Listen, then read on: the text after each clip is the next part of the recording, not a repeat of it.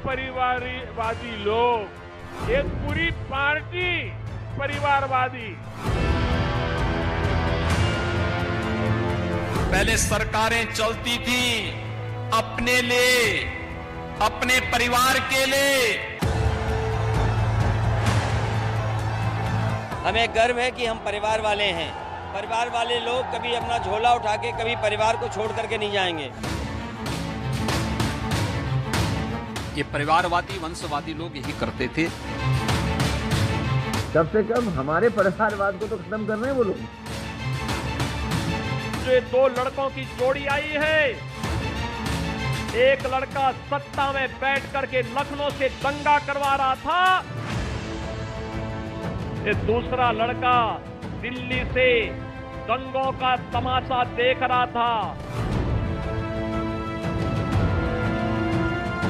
परिवारवादी पार्टियां लोकतंत्र का सबसे बड़ा दुश्मन है।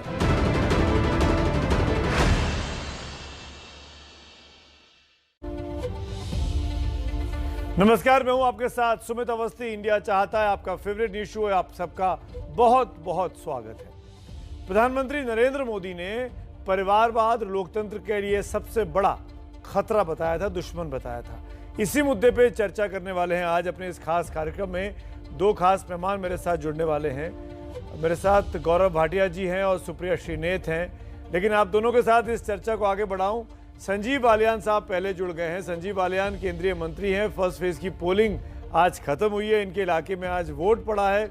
एक क्विक रिएक्शन संजीव बालियान से बात कर लेता हूं और फिर मैं आप दोनों के पास आके वंशवाद को लेकर इस चर्चा को आगे बढ़ाऊंगा। संजीव बालियान साहब, शुक्रिया, धन्यवाद। पहला फेज खत्म हुआ, 58 सीट निकल गई। पिछली बार 58 में से 53 थी। इस बार कहां खड़े हैं? माहौल तो ऐसा ही लग रहा है जैसा 2017 का था, और बाकी सीटें कितनी आएगी ये तो रिजल्ट डिसाइड करेगा। Vote percentage Bharatiya Janata party का पहले से बढ़ेगा जितना 2017 में मिला था आज। लेकिन आपके विरोधियों के खेमे में भी काफी लंबी लंबी कतारें दिखाई दे रही थी उनके इलाकों में।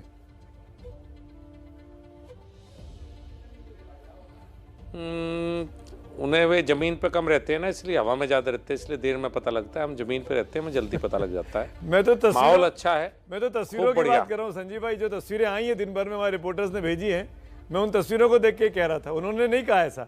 ये हमारा तस्वीरों को देखने का तरीका है। देखिए, भारतीय जनता पार्टी की बहुत सी वोट होती हैं साइलेंट वोट। हमें जब भी पड़ती हैं, जो बिल्कुल चुपचाप आके वोट डालता है वो हमेशा भारतीय जनता पार्टी को वोट डालता है। जो शोर मचाता है वो समाजवादी पार्टी और गठबंधन को वोट डालता है। लेकिन आप कुल मिलाकर देखा जाए तो चुनाव किस मुद्दे पर हुआ, वोट किस मुद्दे पर पड़ा? मुजफ्फरनगर की दंगों को लेकर पड़ा, पलायन को लेकर पड़ा, या कोई और मुद्दा हावी रहा? हिजाब का मामला काफी गर्म था बीते 3-4 दिनों से। नहीं, हिजाब का मामला तो हमारे यहाँ कुछ गर्म था नहीं, मुझे तो ऐसा लगा नहीं। हमारे यहाँ जो वोट पड़ी हैं वो 2017 से 22 की प्रदेश सरकार की परफॉर्मेंस और साथ के साथ केंद्र सरकार माननीय प्रधानमंत्री के नेतृत्व में जो काम हुए, एक तो मुद्दा वही रहा है, लॉ एंड ऑर्डर रहा है, नेशनल हाईवे काफ़ी बने हैं वो रहा है, बिजली की बहुत अच्छी रही है, ये विकास के कार्य रहे हैं। और साथ के साथ 12 से 17 का अखिलेश यादव का कार्यकाल भी हमने सबको याद दिलाया, तो वो भी एक फैक्टर है। कंपैरिजन हुआ दोनों के अंदर कि कौन बेहतर मुख्यमंत्री है, तो उसके ऊपर जनता ने वोट दिया है। और उस कंपैरिजन में तो ये भी देखने को मिला कि आपसे आपके इलाके के किसान नाराज रहे। संजीव बालियान साहब से बात नहीं कर रहे थे वो लोग इन 13-14 महीनों में। वो फैक्टर कुछ असर डालेगा? किसान थे बीजेपी के साथ, नहीं थे? देखिए, ये किसान किसी ने अपना ट्रेडमार्क ले लिया हो तो हम ये किसान का हम भी समझते हैं, हम भी किसान हैं, और जो हमें वोट डाल रहा है वो भी किसान है। ये आप किसान का पूरा एक तरफ किसी और को देना क्यों चाहते हो? वे देखिए क्या होता है, किसान में भी हर पार्टी में लोग हैं। भारतीय जनता पार्टी को भी सपोर्ट करते हैं, समाजवादी को भी करते हैं, लोकदल को भी करते हैं, सबकी अपनी अपनी विचारधारा है। तो किसान हैं वो अलग अलग पार्टियों में हैं, तो हमारे साथ भी हैं। अगर हमारे साथ ना होते तो हमारी सरकार ना पहले बनती ना आगे बनेगी। तो किसानों का बहुत बड़ा तबका आज भी हमारे साथ है, पहले भी हमारे साथ था। संजीव किसान भाई, आंदोलन में बहुत से लोग ऐसे थे जिन्होंने आज भारतीय जनता पार्टी को वोट दिया। जब 17 में आपकी सरकार बनी तो आप लोगों ने 300-400 गुना ज्यादा सीटें पाई, मतलब आप 50-60 पे थे और बढ़ के आप 300 पार निकल गए। क्या ये करिश्मा अखिलेश यादव के साथ नहीं हो सकता? क्योंकि उनकी सभाओं में आज भी बहुत भीड़ दिखाई दी, उनका जो रोड शो करते हैं जिसमें वो अपनी बस में रथ में निकलते हैं। बिल्कुल नहीं होगा दोस्त, सवाल ही नहीं उठता।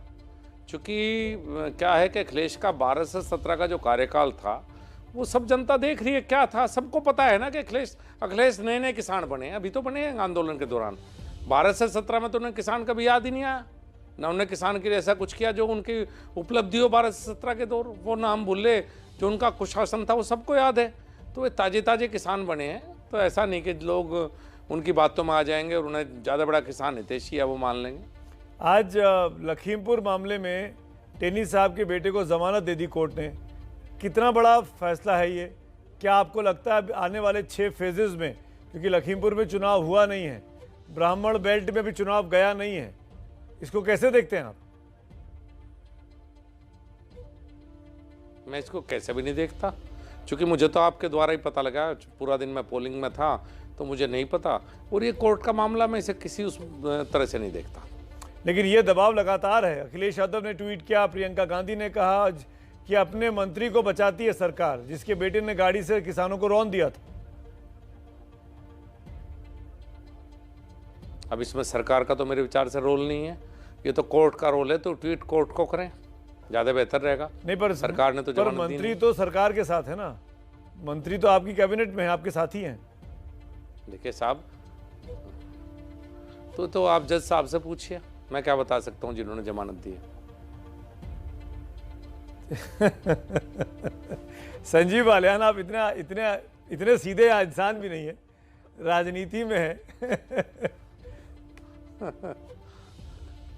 जी नहीं, लेकिन सवाल ये उठता है कि क्या आपको लगता नहीं कि ये मामला बिस सैंडल हो गया? लखीमपुर की घटना की बात कर रहा हूं स्पेसिफिकली में। नहीं, मुझे बताया ना कि मुझे अभी ना तो ज़्यादा इस बारे में जानकारी है, ना मुझे लगता है इसका कहीं कुछ होगा। ये कोर्ट का मामला और जो एक जेल में है उसका मामला है। कोर्ट ने उसे जमानत दी है, मुकदमा आगे चलेगा। वो कोर्ट और उनके जो मामला जुडिशियल है उसमें एक सांसद और एक केंद्रीय मंत्री क्या बोल रहे हैं आप खुद बताइए। नहीं, आप पर मुझे बड़ी अजीब से सवाल कर रहे थे। राजनीति में परसेप्शन का बहुत रोल नहीं होता है संजीव भाई। आपकी छवि साफ सुथरी दिखनी चाहिए, आप क्रिमिनल्स को बढ़ावा देते हुए नहीं दिखने चाहिए, सपोर्ट करते हुए नहीं दिखने चाहिए, ताकि जनता को बोल सके कि हमने इतने अच्छे काम किए। इसलिए पूछ रहा हूं मैं, ये परसेप्शन के लेवल पर डैमेज नहीं हुआ आपको या पार्टी को?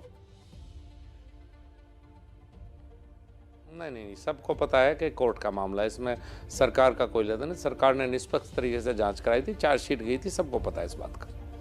अच्छा चलिए, एक आखिरी सवाल पूछूंगा फिर आपको जाने दूंगा। अब 2 मेहमान मेरा वेट कर रहे हैं। ये बता दीजिए, इस बार पहले फेज में 58 में से कितनी, नंबर बता के जाइए। सुमित भाई, ज्योतिषी नहीं हूँ, जनता बुरा मान जाएगी ज़्यादा बड़े बोल लूँगा तो कहेगी अच्छा सारे निर्णय तू ही ले रहा है। कितनी है? इतना कह सकता हूँ कि खबर बहुत अच्छी मेजोरिटी के साथ हम पश्चिम उत्तर प्रदेश को जीत के जाएंगे। अभी तक की जो खबर है मेरे पास संजीव भाई, उसमें और ये दावे के साथ कह रहा हूँ, उसमें वोटिंग कम हो गई है, 4-5% की कमी आई है, ऐसा लग रहा है। मैं तो भी मेरे डिस्ट्रिक्ट में शायद जो वोटिंग परसेंटेज है वो 65-66% रहा है, और शायद पहले भी इतना ही था अंदाजन। तो अगर मान लीजिए कम हुई है, क्योंकि मेरे पास जो जानकारी है अभी तक की वो 64% थी पिछली बार, वो अब 58% के आसपास है, करीब 5 से 6% की गिरावट है। ये गिरावट कैसे देखते हैं आप इसको? आपका राजनीतिक ज्ञान क्या कहता है? नहीं, गिरावट नहीं है। आप अच्छा, मैं निवेदन करना चाहूँगा, आप दोबारा एनालिसिस करें। 58% नहीं है, ये जितनी पिछली बार थी उससे 1-8% ऊपर नीचे वहीं पर ही है। तो ये इससे संतुष्ट है? अगर मान लीजिए 64 का 64 ही हो जाता है तो बीजेपी के लिए फायदेमंद है क्या ये? बहुत संतुष्ट हूँ। जितना जनता का आशीर्वाद आज भारतीय जनता पार्टी को मिला था उतना पर्याप्त है एक बहुत बेहतर, अच्छी और मजबूत सरकार बनाने के लिए। चलिए संजीव बालियान, शुक्रिया, धन्यवाद। यही उम्मीद थी आपसे, इसी तरह के जवाब देंगे आप, क्योंकि लाइव टीवी में आदमी ऐसे ही बोलता है। Thank you so much. Party के प्रवक्ता है, केंद्रीय मंत्री हैं, पशुपालन राज्य मंत्री संजीव बालियान, बड़े जाट नेता है भारतीय जनता पार्टी के। इनके इलाके में चुनाव संपन्न हुआ है आज। लेकिन अभी चुनाव पूरी तरीके से संपन्न नहीं हुआ। चुनाव तो अब गर्म होना शुरू हुआ है। अब बात करेंगे उस मामले की जिसको लेकर कल प्रधानमंत्री ने, या कल कहें या बीते 2-3 दिनों से प्रधानमंत्री लगातार अपने अपने भाषणों में हमला कर रहे हैं कांग्रेस पार्टी पर और समाजवादी पार्टी पर। वंशवाद का मामला, परिवारवाद का मामला। पहला सवाल इस पूरे घटना को लेकर यह उठता है कि क्या विपक्षी दल मानेंगे कि वंशवाद लोकतंत्र के लिए खतरा है, जैसा कि प्राइम मिनिस्टर ने कहा? अगर परिवारवाद है तो वो क्या सिर्फ विपक्षी पार्टियों में ही है, बीजेपी में नहीं है क्या? क्या पार्टी अध्यक्ष का बेटा अध्यक्ष बने तभी परिवारवाद माना जाएगा, या सांसद का बेटा सांसद की कुर्सी पर आके बैठना चाहे तो क्या वो परिवारवाद नहीं है? क्या मंत्री का बेटा मंत्री बन जाए तो क्या उसको वंशवाद या परिवारवाद नहीं माना जाना चाहिए? सवाल यह भी है कि बीजेपी परिवारवाद का तो विरोध करती है, तो फिर जरूरत पड़ने पर घनघोर परिवारवादियों से गठजोड़ क्यों कर लेती है? इन तमाम बड़े सवालों के जवाब तलाशेंगे। दो खास मेहमान मेरे साथ बने हुए हैं। आपके धैर्य के लिए बहुत बहुत शुक्रिया। सुप्रिया श्रीनेत कांग्रेस की प्रवक्ता, गौरव भाटिया भारतीय जनता पार्टी के प्रवक्ता। मेरा पहला सवाल सीधे तौर पर सुप्रिया आप ही से है, और वो यही जो प्राइम मिनिस्टर ने कहा कि लोकतंत्र के लिए सबसे बड़ा खतरा है परिवारवाद, क्योंकि बेटा जैसा भी हो उसको स्वीकार करना पड़ता है।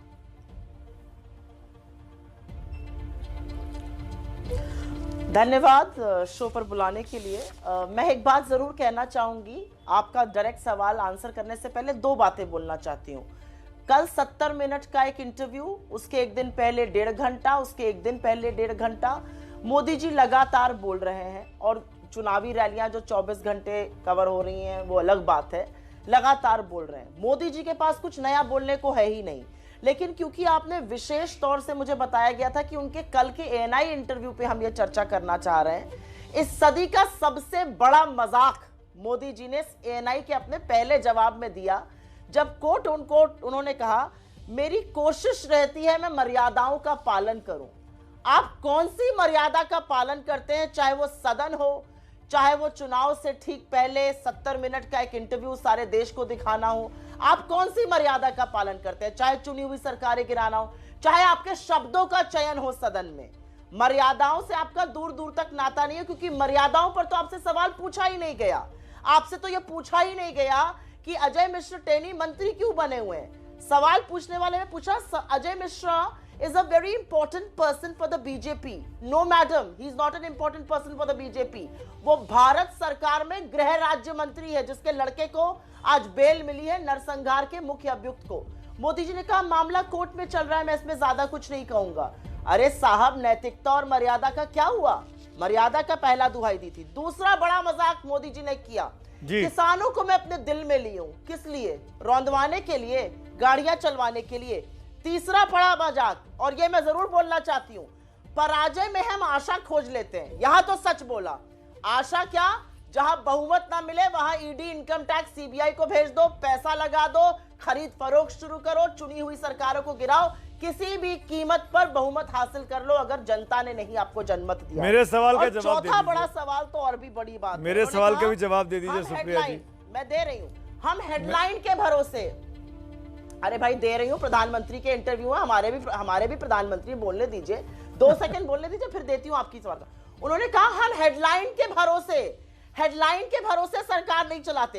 अरे साहब, आप सिर्फ हेडलाइन के भरोसे ही तो बने हुए हैं सुर्खियों में। आपका काम है कैमरा किस फ्रेम पर है, मेरा टेलीप्रॉम्प्टर चल रहा है, आम कैसे खा रहे हैं, टॉनिक कैसे पी रहे हैं। इन्हीं सवालों का तो जवाब आप देते हैं, क्योंकि जो सवाल आपसे ना महंगाई पे पूछा गया, ना बेरोजगारी पर पूछा गया, सवाल आपसे 700 किसानों की शहादत पर नहीं पूछा गया, सवाल आपसे नैतिकता पर नहीं पूछा गया, तो आप जवाब क्या देंगे? जवाब अब आपके मैं सवाल का दे देती हूं। आपने कहा वंशवाद। अरे प्रधानमंत्री जी, आप परिवारवाद की बात करते हैं, उसी में प्रजातंत्र भी है। आपने जितने लोगों के ऊपर उंगलियां उठाई उनको चुनकर जनता ने भेजा है, और आखिरी बार भारतीय जनता पार्टी के अध्यक्ष का चुनाव कब और कहां हुआ था ये बता दीजिए। एक लंबी फहरिस्त है मेरे पास, कहिए तो पढ़ना शुरू करूं। नहीं, गौरव भाटिया को सुनते हैं कि आप जब बोल रही थी गौरव ने बिल्कुल नहीं टोका। सनी देओल, ठीक है, राजनाथ सिंह के लड़के, मैं लेट दिस, मैं बोल रही हूं, आप तो मुझे खत्म कर लीजिए। सुप्रिया राज मिश्रा के लड़के, सुप्रिया जी बिल्कुल है। हमारे यहाँ से जिन लोगों लेट को आप ले let Gaurav Bhatia respond to this, क्योंकि आपने पांच अब छह आपने बहुत सवाल सारे पूछा था, उसका बहुत जवाब सारे चीजें आपने इकट्ठी बोल दी जो आप पिछले 24 घंटे मैं से तो शायद जो मन के अंदर सवाल रखी का हुई जवाब आपने थी। मांगा वो ठीक दे रही है, हूं। मेरे सवाल का जवाब आपने बस 20 सेकंड का दिया, ठीक है। Let's open the debate. Gaurav Bhatia, दो बातें मैं निचोड़ बता रहा हूं, मर्यादाहीन बातें की प्राइम मिनिस्टर ने, उन पे एलिगेशन लगा रही हैं सुप्रिया श्रीनेत, और दूसरी बात वो ये कह रही हैं कि बीजेपी में भी तो परिवारवाद है।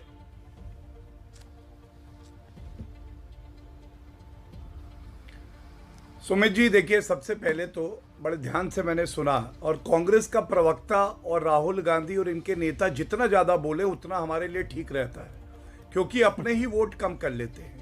इन्होंने पिछले 3 दिन का जिक्र किया और मैं बताता हूं इनको दर्द क्या है। जब कोविड के मुश्किल समय में भारत ने स्वदेशी 2 टीके बनाए थे ना, तो कांग्रेस पार्टी थी सुमित जी जो कह रही थी ये टीका खतरनाक है। छत्तीसगढ़ के मुख्यमंत्री थे, कभी सोनिया गांधी, राहुल गांधी ने अपील नहीं करी, तो प्रधानमंत्री जी ने भी 3 टीके लगाए इनको। 2 टीके 7 और 8 को लगे, कम समय में लगे, और एक बूस्टर शॉट कर लगा, तो उसका दर्द आज दिखाई दे रहा है। और कांग्रेस पार्टी कभी मर्यादा की बात ना किया करे, और मैं बताता हूं क्यों। संसद के पटल पर 51 साल का अपरिपक्व बालक आंख मारता है। आप बताइए, लोकतंत्र का मंदिर है, वहां पे आंख मारना कौन सी मर्यादा दिखाता है? मैं ये भी कहना चाहता हूं, खून की दलाली, मौत का सौदागर, प्रधानमंत्री जी को सरेंडर मोदी कह देना, कोविड को मोविड बुला देना, इंडियन स्ट्रेन बुला देना, कोविड के नए वेरिएंट को, ये मर्यादा दिखाता है क्या? इसलिए मर्यादा की बात ये लोग ना करें। लेकिन जो आज का विषय अब आपने कहा है, वंशवाद पे हम लोग आते हैं। देखिए, प्रधानमंत्री जी ने जो बात उठाई है वो पूरा देश कह रहा है कि कांग्रेस पार्टी एक ऐसी पार्टी है जहां वंशवाद ही वंशवाद है। और ये कहना गलत नहीं होगा कि घोड़ा खाए घास और गधा खाए च्यवनप्राश। आप याद करिए कपिल सिब्बल क्या कह रहे थे, यही बात तो वो कह रहे थे। और ये तथ्य है, ये तथ्य रख देता हूं, जनता तय कर लेगी, बड़ी समझदार है जी। 55 साल में सत्ता में रहे ये कांग्रेस पार्टी वाले, 38 साल परिवार का पीएम रहा प्रधानमंत्री, और 10 साल मनमोहन सिंह जी भी डमी पीएम कहलाते थे, तो वो हो गया 48 साल। भारत की जनता ने हमें 2 मौके दिए प्रधानमंत्री देने के। एक बार अटल बिहारी वाजपेयी जी बने, और दूसरी बार नरेंद्र मोदी जी को आशीर्वाद मिला है। एक परिवार से नहीं आते हैं, अध्यक्ष पे आ जाते हैं। 23 साल से ये लोग अपनी पार्टी का अध्यक्ष केवल गांधी परिवार से ढूंढते हैं, और इन 23 साल में हमारी पार्टी ने 8 से 9 अध्यक्ष देखे, ये एक परिवार के नहीं है।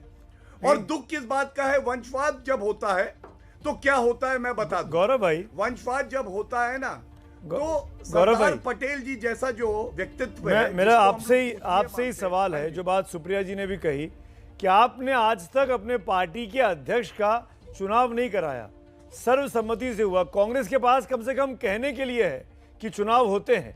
सीताराम केसरी बनाम पायलट साहब, उसके बाद सोनिया गांधी बनाम जितेंद्र प्रसाद जी। तो मैं ये जानना चाह रहा हूं कि ये बीजेपी में क्यों नहीं होते हैं चुनाव अध्यक्ष चुनने के लिए? सुमित जी, आपने मेरी बात को टोक दिया, और आपकी मैं बहुत इज्जत करता हूं, इसलिए मैं रुक गया था। लेकिन मैं अपनी बात पूरी करके आपके सवाल का उत्तर भी दे दूंगा। ये कहना गलत है कि चुनाव नहीं होते। हमारी पार्टी का संविधान देख लें, क्या प्रक्रिया है, और उसके बाद जो तथ्य मैंने रखे हैं, एक परिवार से कभी कोई अध्यक्ष नहीं बना, 2 प्रधानमंत्री बने, एक परिवार से नहीं बने, इसे नकारा नहीं जा सकता। लेकिन जब वंशवाद होता है तो क्या होता है, सबसे पहले जो मेरिट, जो प्रतिभा होती है, उसका गला घोट दिया जाता है। होता यह है कि सरदार पटेल से ज्यादा बड़ा कौन शख्सियत है भारत में, आप बताइए। 1991 में उनको भारत रत्न दिया जाता है, उनके स्वर्गवास के 41 साल बाद, और राजीव गांधी को भी 1991 में ही दिया जाता है। आप बताइए क्या ये उचित था? इंदिरा गांधी खुद को भारत रत्न दे देती है, पंडित जवाहरलाल नेहरू खुद को भारत रत्न देते हैं। मतलब गांधी परिवार का बच्चा पैदा हुआ तो 2 चीजें पक्की हैं, एक वो अध्यक्ष बनेगा कांग्रेस पार्टी का, दूसरा भारत रत्न उसको दिया जाएगा। दूसरा मैं एक बड़ा उदाहरण देता हूं। आप याद करिए, यूपीए का समय था, आप एयरपोर्ट पे जाते होंगे सुमित जी, एक बोर्ड लगा होता था, किसकी फ्रिस्किंग नहीं होगी, राष्ट्रपति, प्रधानमंत्री जी और कई उसमें डिग्निटरीज थे। केवल एक ऐसा व्यक्ति था जिसका नाम लिखा होता था कि इसकी नहीं होगी। वो मालूम है कौन था? वो देश पे जमाई जो थोपा गया था, रॉबर्ट वाड्रा। ये वंशवाद और वीवीआईपी कल्चर है और इसके खिलाफ प्रधानमंत्री जी बोले हैं। अगर देश को आगे बढ़ना है तो विपक्ष को मजबूत होना पड़ेगा। कांग्रेस पार्टी आज वो पार्टी है जिसको वंशवाद के दीमक ने चाट के खोखला कर दिया। सुप्रिया श्रीनेत बोलना चाह रही। सुप्रिया, गंभीर एलिगेशन लगा रहे हैं गौरव भाटिया, किस तरीके से अपने आप को, खुद को भारत रत्न देना, अपनी पार्टी को, एक ही परिवार को बढ़ावा देना। कोई बच्चा पैदा हुआ तो वो गांधी परिवार में तो वो अध्यक्ष ही बनेगा। क्या कहना चाहेंगे आप? सुमित जी, मैं सबसे पहले तो ये कहना चाहूंगी कि जब मैंने अपने ओपनिंग वक्तव्य में बोला था तो मैंने किसी भी असंसदीय शब्द का प्रयोग नहीं किया था मोदी जी के लिए, जो हमारे देश के प्रधानमंत्री हैं। लेकिन जब इस व्यक्ति ने बोला तो इन्होंने मेरे नेता को 51 साल का अपरिपक्व बालक बताया, जिसको आपने नहीं टोका। तो अब मैं आशा करती हूं कि जब मैं मोदी जी को या तो मैं झांसाराम या फेंकू या उनके फेंकने पर चर्चा करूंगी तो आप में से किसी को शिकायत नहीं होनी चाहिए, क्योंकि भाषा की मर्यादा बनाना सिर्फ मेरा काम नहीं, भाजपा का भी काम है। और अगर मेरे नेता को कुछ कहोगे तो फेंकू और झांसाराम के बारे में भी सुनोगे, जो 3 दिन से फेंक रहे हैं। पहली बात। दूसरी बात, अब आते हैं मुद्दे की बात पर। ये कुछ कोविड के बारे में बात कर रहे थे। मोदी जी ने भी अपने इस इंटरव्यू में कोविड के बारे में बात करी, फिर आपके डायरेक्ट सवाल का जवाब दूंगी। इतनी हंसी आई मुझे पढ़कर और सुनकर वो इंटरव्यू। वो कहते हैं कोविड जो है वो बहुरूपिया है, बोल बदल के आता रहता है, रूप बदल के। अरे साहब, तो मास्क काहे नहीं लगाते हैं? क्योंकि फोटो खराब हो जाएगी, कोई पहचान नहीं पाएगा, तो सारी दुनिया मास्क लगाएगी फोटो में। मोदी जी बिना मास्क के आते हैं, ये कोविड पर प्रचार कर रहे हैं। कोविड पर आप बोलने के हकदार नहीं है, क्योंकि जब सैकड़ों लाखों लोग इस देश के चिलचिलाती धूप में पैरों फटके छाले पड़ के पैदल चल रहे थे, तो आपने सुप्रीम कोर्ट में कहा था एक आदमी पैदल नहीं है, एक श्रमिक मजदूर पैदल नहीं है। आपकी हिम्मत है बात करने की कोविड पर? जब कोविड आया था तो आप नमस्ते ट्रंप करा रहे थे। आपने पार्लियामेंट का सेशन कराया गिरी हुई मध्य प्रदेश की चुनी हुई सरकार को गिराने के लिए। कोविड पर मुंह मत खोलिएगा आप। अब आते हैं आपका जो शब्द है उस पर। राहुल गांधी ने क्या बातें करी पार्लियामेंट में, और ये मेरा कहना नहीं है, ये बहुत सारे लोग बोल रहे हैं। उन्होंने इनकम इनइक्वालिटी पे बोला, अमीरों और गरीबों की बढ़ती हुई खाई पर बोला, उन्होंने बेरोजगारी पर बोला, उन्होंने महंगाई पर बोला, उन्होंने इकोनॉमी पे बोला, उन्होंने किसानों पे बोला। इन्होंने क्या बोला? नेहरू कांग्रेस, नेहरू कांग्रेस, कांग्रेस राहुल गांधी। अच्छी बात है, ये खौफ अच्छा है, ये डर अच्छा है, लेकिन इस देश के लिए अच्छा नहीं है, क्योंकि इस देश ने चुना आपको इसलिए कि आप रोजगार बनाइए। आपने क्या कहा था? 2 करोड़ रोजगार बनाऊंगा। अब आप क्या कह रहे हैं? 60 लाख बनाऊंगा 5 सालों में। तो 2 करोड़ से गिरकर खजूर के पेड़ पर अटके 12 लाख बनाएंगे। अब आकर कह रहे हैं गौरव, लोगों की नौकरियां आप खा गए। गौरव, ये 84% जनता की सुप्रिया जो बात कह रही है, 1 मिनट सुप्रिया जी आप जो बात कह रही है, सुप्रिया जी आपने इंपॉर्टेंट टॉपिक छेड़ा है। Let him respond. ये इंपॉर्टेंट है, रोजगार का मामला। क्या गौरव भाटिया जी, मैं आपसे पूछ रहा हूं, सरकार के पास रोजगार के मामले पर बताने के लिए कुछ नहीं था, इसलिए आपने इस तरह के पर्सनल अटैक किए जो सुप्रिया श्रीनेत इशारा कर रही हैं? या आपके पास आंकड़े हैं तो दीजिए, आज सुप्रिया श्रीनेत जी को सामने रखिए। आज मैं बिल्कुल दूंगा। देखिए, सबसे पहले तो मैंने अपरिपक्व शब्द का इस्तेमाल किया, इन्होंने कहा असंसदीय है।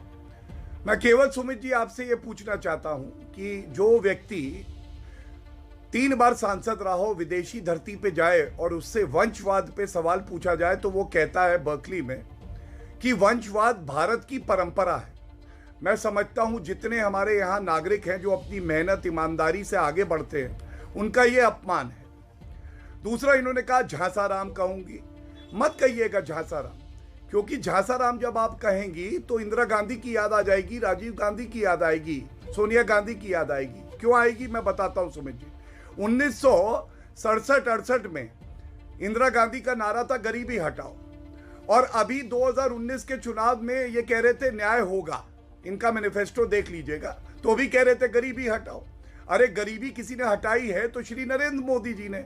मतलब ये खुद कबूल रहे हैं कि ये सत्ता में 55 साल रहे, लेकिन गरीबी इनसे नहीं हटी, मोदी जी ने 7 साल में करके दिखाया।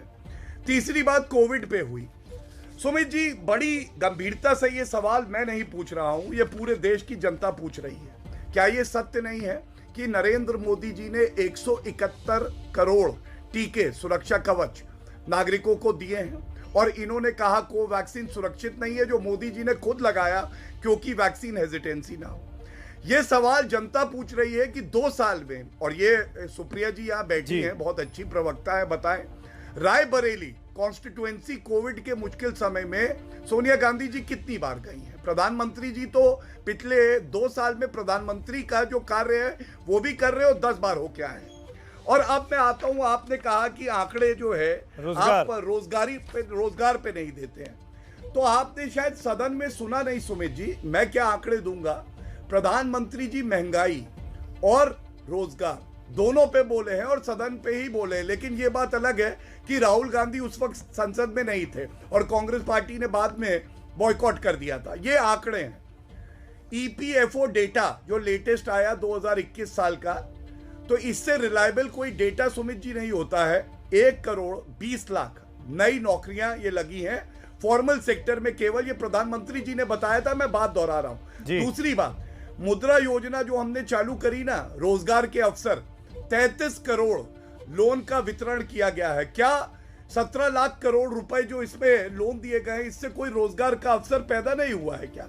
और सबसे बड़ी बात है, मैं बताऊं, स्टार्टअप 2014 तक केवल 500 थे और ये बढ़ के 60,000 हो गए 7 साल में। 500 2014 तक, उसके बाद 60,000। ये आंकड़े हैं, इधर उधर की बात नहीं करनी चाहिए।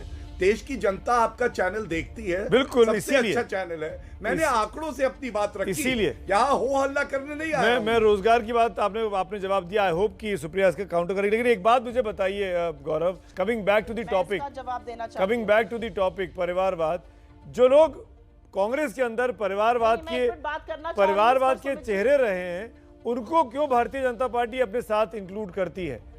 रिसेंटली एग्जाम्पल के लिए आरपीएन सिंह साहब, ज्योतिरादित्य सिंधिया साहब, जितिन प्रसाद जी, और अगर थोड़ा और पीछे जाऊं तो मेनका गांधी, वरुण गांधी, ये लोग, ये सब तो परिवारवाद की एग्जाम्पल है ना। फिर ये बीजेपी के अंदर क्यों अकोमोडेट हो जाते हैं अगर ये इतने ही बुरे लोग हैं तो? सुमित जी देखिए, मुझे ऐसा लगा कि आप मुझसे ये प्रश्न पूछ रहे हैं क्योंकि आप चाहते हैं मैं प्रधानमंत्री जी की बात को दोबारा दोहराऊं। कल जो वक्तव्य उन्होंने दिया है उसी बात को आगे रखता हूं, चाहे वो ज्योतिरादित्य सिंधिया जी हों, आरपीएन सिंह जी हों।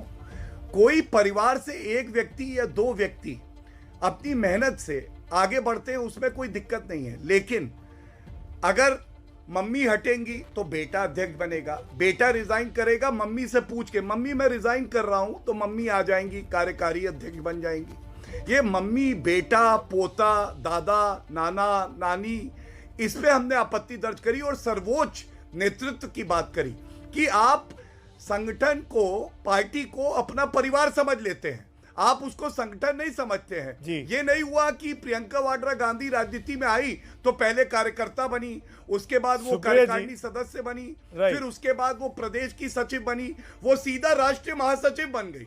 सुप्रिया जी, इस बात पे हम लोग उठा रहे हैं। ये बात जो बार बार कही जा रही है, क्या लगता नहीं कि कांग्रेस के लिए डैमेजिंग है बहुत?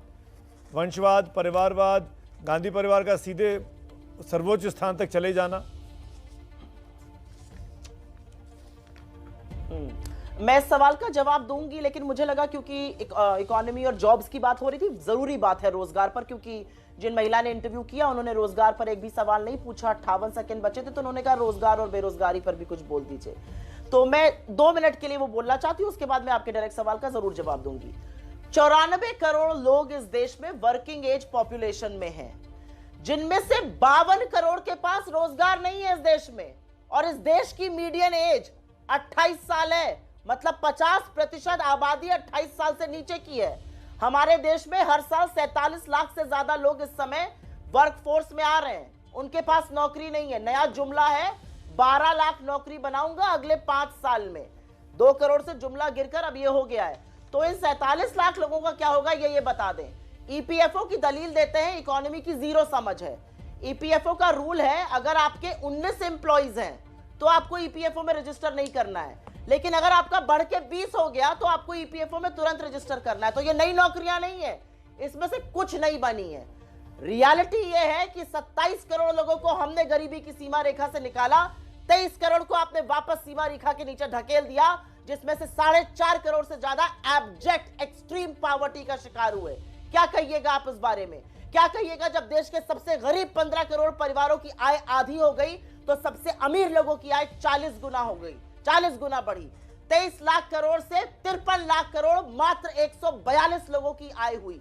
किस तरह की बातें करते हैं ये लोग। इनको ना इकोनॉमी का ज्ञान है, ना जॉब्स का ज्ञान है, ना लोगों की परवाह है, सिर्फ पूंजीपतियों की बात करते हैं। अब आपका मैं डायरेक्ट सवाल का जवाब देती हूं, क्योंकि तथ्यों से बात करना इनके, तथ्यों से इनकी बात होती नहीं है। इनको ना ईपीएफओ पता है, ना इकोनॉमी पता है। आपने वंशवाद की बात कही।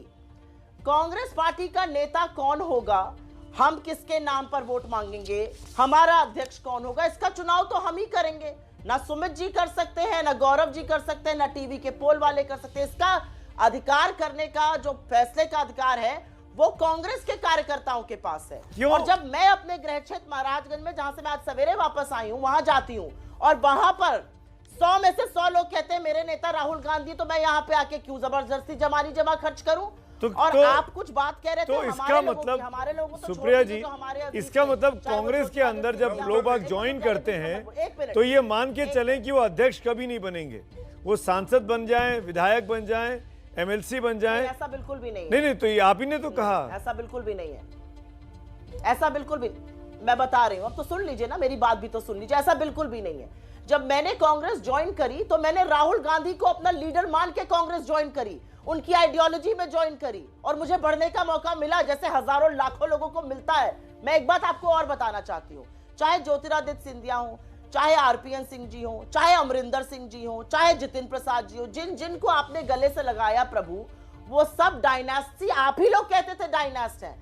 आपके अपनों की तो मैं बात ही नहीं कर रही हूँ, चाहे पीयूष गोयल हो, धर्मेंद्र प्रधान हो, पूनम महाजन हो, जयंत सिन्हा हो, कलराज मिश्रा के लड़के हो, कल्याण सिंह के लड़के, उनके पोते दोनों हो, चाहे राजनाथ सिंह के लड़के हो, मतलब बड़ी लंबी लिस्ट है, पंकजा मुंडे हो, उनकी बहन हो, कोई पर इसमें एक चीज है सुप्रिया जी, इसमें ये चीज है कि बीजेपी में ये नेता पार्टी के अध्यक्ष बन सकते हैं, कांग्रेस में नेता अध्यक्ष नहीं बन सकते, क्योंकि वो गांधी सरनेम उनके पीछे नहीं लगा है। बीजेपी के तमाम अध्यक्षों को आप देख लीजिए, बीते 40-50 साल का इनका इतिहास, तो ऐसा कहां है? एक भी एग्जांपल बता दीजिए कि ये अध्यक्ष रहा, उसके बाद उसका बेटा बन गया। तो सुमित जी, वही तो मैं कह रही हूं। सुमित जी, बड़ी अच्छी बात आप कर रहे हैं। कांग्रेस में अध्यक्ष कौन होगा उसका फैसला हम करेंगे या सुमित अवस्थी और गौरव भाटिया करेंगे? वो फैसला सुप्रिया श्रीत और हमारे जैसे करोड़ों आपको पसंद है ना, ठीक है। सी बात है, गौरव, आपका एडिटर कौन होगा या आपका मैनेजमेंट गौरव फैसला करेगा, तो ये इनको पसंद है, इसमें आपको क्या आपत्ति है? मैं सिर्फ एक बात बोलना चाहती हूँ कि जो परिवारवाद, एक मिनट नहीं सुमित जी, जिस परिवारवाद की आप बात कर रहे हैं उसको प्रजातंत्र ने चुन चुन कर बार बार भेजा है, इसके बारे में क्या कहेंगे? गौरव भाटिया, आपके यहाँ कौन सा चुनाव होता है जरा दिखाइए, किसका चुनाव है? बंगारू लक्ष्मण जो घूस लेते हुए पकड़े गए थे, बाद में गौरव भाटिया को जवाब, वही बंगारू गौरव जवाब दीजिए, या अमित शाह जो रबड़ स्टैंप जेपी नड्डा को चलिए अब मैं बोल लूं, देखिए इतनी मर्यादा बनी रहनी चाहिए। हाँ, अच्छा खासा डिबेट चल रहा है तो भी कोई बात नहीं। हाँ चलिए गौरव please, thank you. Sumit ji, देखिए अक्सर ये होता है कि अगर आपके तथ्य मजबूत हो, तर्क अच्छा हो, तो ज्यादा देर बोलने की जरूरत नहीं पड़ती। और मैं, आपने कहा कि आपको क्या आपत्ति, मैं आपको सच बताऊं, भारतीय जनता पार्टी का हर कार्यकर्ता दिल से चाहता है कि राहुल गांधी बने रहे। सच बता रहा हूं। इससे क्या हुआ सुमित जी, बीच में बोल रही हैं मैडम, शायद कुछ कहना चाह रही थी, कुछ हुआ क्या? नहीं, मैंने भी नहीं सुना, बात तो रख सकता हूं, मैं भी नहीं सुना, आप बोलिए ना, कंप्लीट करिए। नाराज हो गए? हाँ जी, नहीं कोई बात नहीं। हाँ, तो मैं ये बता रहा हूं सुमित जी कि दिल से हर कोई चाहता है भारतीय जनता पार्टी में राहुल गांधी अध्यक्ष बने रहे, अगले 20, 30, 40, 50 साल बने रहे, क्योंकि ये सुनिश्चित करेगा कि कैसे किसी समय में जो सबसे बड़ी पार्टी थी वो 50 पे आई, आगे चल के वो 30 पे आएगी, वो 20 पे आएगी, एक दिन 2 और 3 और 0 खत्म होगी। और देखिए, आप सबसे बड़ी बात क्या है कि ये वो पार्टी है, मैं देखिए आपको उदाहरण दे रहा हूं, ये गोवा का इनका स्टार कैंपेनर की लिस्ट है मेरे हाथ में, अभी कुछ ही दिन पहले जारी हुई। सुमित जी, 1 पे है सोनिया गांधी जी, 2 पे है राहुल गांधी जी, 3 पे है प्रियंका गांधी वाड्रा, और इनके नीचे कौन लोग हैं? मल्लिकार्जुन खड़गे, पी चिदम्बरम, पूर्व मुख्यमंत्री और मुख्यमंत्री। मतलब जब गांधी परिवार का सदस्य आएगा तो कुर्सी छोड़ो, उनको बैठाओ और खुद आगे बढ़ो, ये इनकी सोच है। अब तथ्यों पे कुछ बात करते हैं, ये तो बोल रहे हैं ना कि हमारी पार्टी में उस परिवार की एक्सेप्टेबिलिटी है, आपको और मुझको क्या बात आपत्ति? अगर उनको गांधी परिवार के साथ रहना है, कोई आपत्ति नहीं। हाँ तो एक सुमित जी, सुमित जी सुन लीजिए, मैं आपको बताता हूं, लोकतंत्र में विपक्ष की एक बहुत बड़ी भूमिका होती है जी। जब विपक्ष कमजोर होगा तो परेशानी होगी हर नागरिक को, लोकतंत्र को भी। और कांग्रेस ने ऐसा नकारात्मक रवैया अपनाया हुआ है, इतने कमजोर हो गए हैं कि हर चीज का विरोध करना और विपक्ष। ठीक है, अगर मैं आज की तारीख की लोकसभा की बात करूं तो कांग्रेस के कुल 16 सांसद ऐसे हैं उनकी टोटल स्ट्रेंथ में से जो वंशवाद के प्रतीक है। 31% होते हैं कांग्रेस की टोटल स्ट्रेंथ का। भारतीय जनता पार्टी के पास 67 सांसद ऐसे हैं जो टोटल स्ट्रेंथ का 22% हैं जो वंशवाद के नुमाइंदे हैं, यानी इनके माँ या बाप या परिवार में कोई ना कोई कभी विधायिका में किसी ना किसी रोल में रह चुका है। ये आंकड़े बहुत साफ कहते हैं कि परिवारवाद को लेकर राजनीतिक पार्टियों में लगभग इसी तरह की तस्वीर पेश की गई है। लेकिन गौरव भाटिया, मैं आपके पास आता हूँ, ये बताइए मुझे, आपने सिर्फ एक नाम लिया ब्रेक के उस जब हम पहले चर्चा कर रहे थे। वो पहले भी बोल रहे थे, आपको तो मेरे पास आना चाहिए था। अरे मैं आपके पास भी आ जाऊंगा, दोनों के पास आऊंगा, दोनों के पास ही आ जाऊंगा, डोंट वरी। गौरव, ऐसे में समय जाया हो जाएगा, ऐसे में समय जाया हो जाएगा। गौरव, मैं ये जानना चाह रहा हूँ आपसे, आपने सिर्फ एक नाम लिया मनमोहन सिंह का, लेकिन लाल बहादुर शास्त्री और पीवी नरसिम्हा राव, ये दो एक और प्राइम मिनिस्टर हैं जो गांधी नेहरू परिवार से नहीं थे। इनको तो आप अलग करके देखेंगे ना, तो कम से कम ऐसा भी एग्जाम्पल्स हैं। और मनमोहन सिंह के वक्त भी सोनिया गांधी को बनाने के लिए पूरी पार्टी पीछे पड़ी थी, वो नहीं बनी, उन्होंने मना किया, चाहे जो भी वजह रहे, उसमें नहीं जा रहा हूँ। तो ये एग्जाम्पल्स तो आपके उस बात को गलत साबित करते हैं ना कि प्रधानमंत्री केवल गांधी परिवार के व्यक्ति ही बन सकता है। नहीं सुमित जी, मैंने आपको एक आंकड़ा दिया और उसको आप वेरीफाई भी कराइएगा। मुझे पता है आप वेरीफाई कराते हैं तथ्यों पे, तो मैं भी गलत नहीं होता हूँ। 55 साल सत्ता में रहे, 38 साल गांधी परिवार का सदस्य रहा, 10 साल मनमोहन सिंह जी जो डमी प्राइम मिनिस्टर थे, उनके सलाहकार खुद किताब लिखते और कहते हैं कि वो फाइलें सोनिया गांधी जी को लेके जाते थे, दिखाते थे, अप्रूवल लेते थे। तो बड़ी बात क्या है, आप क्या इसे गलत कहते? 23 साल में गांधी परिवार के सदस्य के अलावा कोई अध्यक्ष बना है क्या कांग्रेस पार्टी में? ये तथ्य सही है ना। लेकिन मैं अंत करूंगा इस बात पे। देखिए, आंकड़ों की बात हो रही थी, ये बेरोजगारी का मुद्दा बीच में ले आई। सुमित जी, किस तरह से देखिए इनकी शतुर्मुर्ग वाली अप्रोच रहती है। सीएमआई का लेटेस्ट डेटा है, बेरोजगारी दर सबसे ज्यादा कहां है आपको मालूम है? राजस्थान में 27.1% और उत्तर प्रदेश में 4.9%। ठीक है, और जो बेरोजगार राजस्थान में थे वो लखनऊ गए, कांग्रेस हेडक्वार्टर पे प्रदर्शन कर रहे थे। महिलाओं पे, क्राइम पे राजस्थान में 5,997 बलात्कार होते हैं, उत्तर प्रदेश की तुलना में 6 गुना ज्यादा। लेकिन प्रियंका वाड्रा गांधी, राहुल गांधी वहां पे बलात्कार की बात नहीं करती। और मैं ये भी गर्व से कह सकता हूं कम से कम कि जब से योगी आदित्यनाथ जी आए हैं, एक भी बलात्कार हो तो बहुत ज्यादा है, लेकिन बलात्कार, हत्या, डकैती, जितने अपराध थे संगीत, उनमें भारी कमी आई है। ठीक है, क्योंकि एक मुख्यमंत्री है जो कम से कम कार्य सुप्रिया श्रीनेर को जवाब का मौका देंगे। सुप्रिया, सुना आपने, हर मुद्दे पर आप फेल रहे।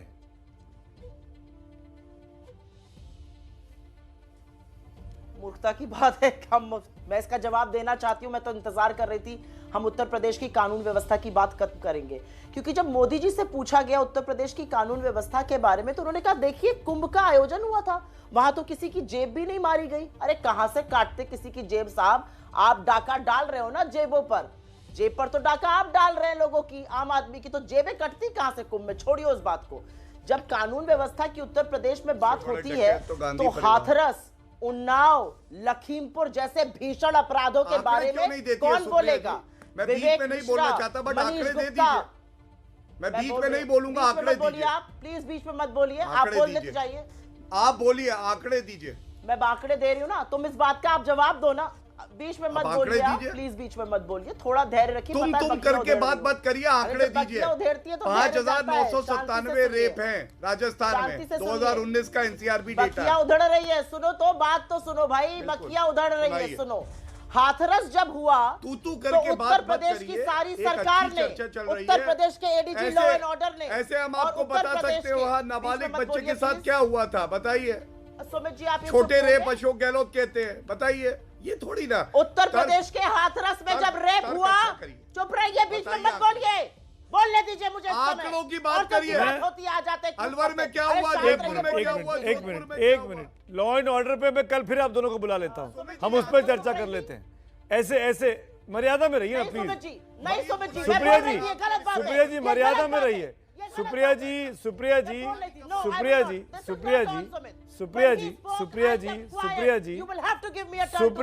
मैं कब कह रहा हूँ कि टाइम नहीं दे रहा हूँ, मैं कह रहा हूँ मर्यादा में रहिए, मर्यादा में, शब्दों का चयन, भाव का चयन प्लीज मर्यादा में रखिए। Please complete your sentence, you have 30 second. Sumit ji जब ये बोले तो मैं बिल्कुल चुप रही, जब ये बोले तो मैं बिल्कुल चुप रही। ये बीच में क्यों बोल रहे हैं? मैं बोलूंगी हाथरस पर, और इसलिए बोलूंगी क्योंकि 2:30 बजे रात को अकेले अंधेरे में मिट्टी के तेल से लड़की को उत्तर प्रदेश में फूंक दिया जाता है। जब यहाँ के उत्तर प्रदेश में जब चीरहरण होता है तो इनकी आंखों पे पट्टी क्यों बन जाती है जी? काय पट्टी बांध लेते हो आंखों पर? तो हमारी जब यहाँ पर लड़के प्रदर्शन करते हैं बीच में मत बोलिए, मत बोलिए बीच में। मैं माफी चाहूंगा नहीं, this is not done, sorry, thank you so much both of you, this is not done, मैं I won't accept this. Thank you so much Gaurav, thank you so much Supriya. Rajasthan में भी बलात्कार हुआ बच्ची के साथ, और हाथरस में भी गलत काम हुआ यूपी में। सारी दुनिया ने देखा, सारी दुनिया जानती, किसी से छुपा नहीं है। कोई भी यहाँ पर ये नहीं कह सकता है कि उसका स्टेट जो है वहाँ पे रामराज्य है। दोनों जगहों पर लॉ एंड ऑर्डर को लेकर परेशानी रही है, और दोनों पार्टियों के मुखियाओं को अपने अपने मुख्यमंत्रियों को ये कहना होगा कि जनता का भरोसा जीतना है तो ऐसे काम नहीं चलेगा, लॉ एंड ऑर्डर को दुरुस्त करना ही होगा।